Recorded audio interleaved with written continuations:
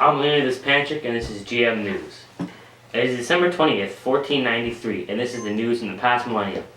We'll take you through the hottest stories of medieval Europe, spanning from the Vikings attacking Europe to the Inquisition and the 100 Years' War. We'll even have on-site reporting of the bubonic plague from our courageous reporter, Githendu.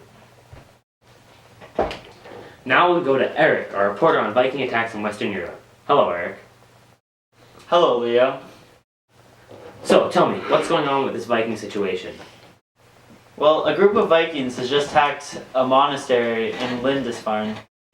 A monastery? That's rather barbaric, even for Viking standards. Yes, but if you think about it, monasteries are low risk and high reward.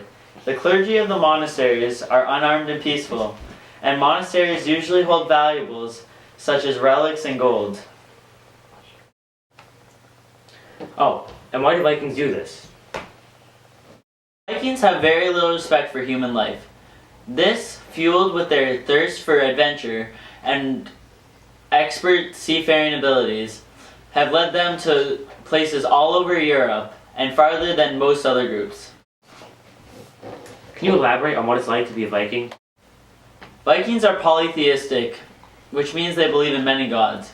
Their most important god is Odin, god of the warriors. The rest of their culture revolves around the sea. It is very important to them. Their ships are the highest class in the world. Now back to our coverage on the 100 Years' War. After lasting exactly 116 years, from 1337 to 1453, happened entirely on French soil. During that time, France and England went through nearly 5 kings. Nowadays, the cavalry is obsolete thanks to the English development of the longbow. The work of the mercenaries during this war has become more and more popular because England and France, due to the war efforts, could not support their own armies.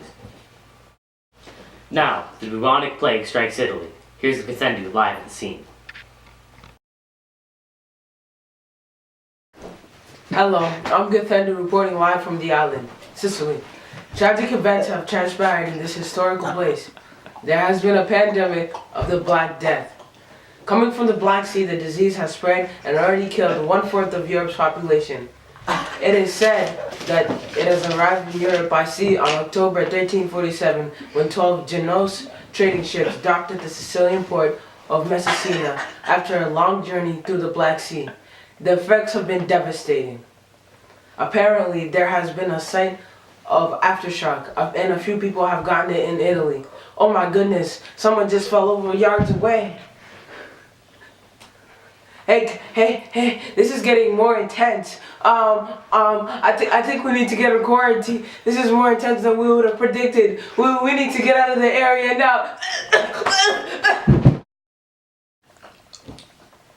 It appears we're having some technical difficulties with Githendu and his cameraman.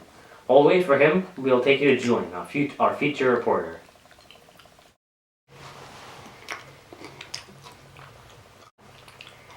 Thank you, Leo. I hope Githendu's okay. Yes, I'm sure we all do. It appears he may have gotten the plague. It's fine though. He always had noxious gas anyways. It's not funny, Julien. Anyways, a huge event that happened in the last millennium was the medieval Inquisition. The whole point of the Inquisition was to get rid of heretics. And Julien, excuse me for asking, but could you please remind me very quickly of what a heretic is? A heretic is a person believing in or practicing religious heresy. And heresy is a belief or opinion that contradicts its religious doctrine. If the church caught heretics, they would torture them or ban them from the church. And what kind of torture do they use? Well, the church wasn't allowed to draw blood from their victims, so a common way of torture was hanging the person from their wrists and then attaching weights to their ankles. If the heretic did something extremely bad that the church looked down on, they would burn them at the stake. Sounds a little harsh, don't you think? Yes, these days it does, but back then it was just a way to keep people in order and respect the church. Alright, thank you, Julien. Any day, Leo. I love you.